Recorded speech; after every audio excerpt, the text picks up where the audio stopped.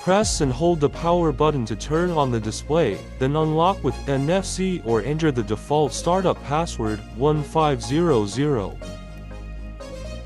Hold the brake to exit P mode. Press the mode button to view real-time riding data on the display. Press the mode button to switch between speed modes.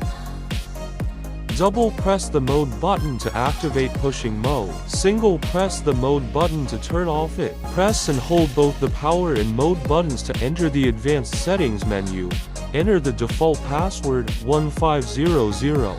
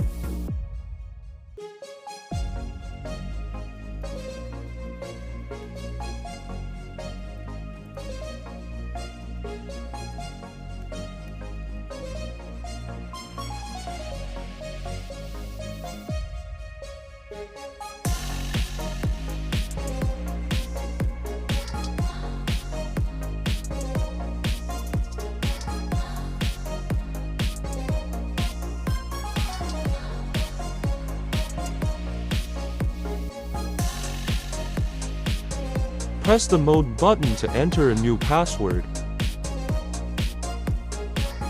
Then press and hold the mode button to confirm. Once the numbers stop flashing, the password is successfully set.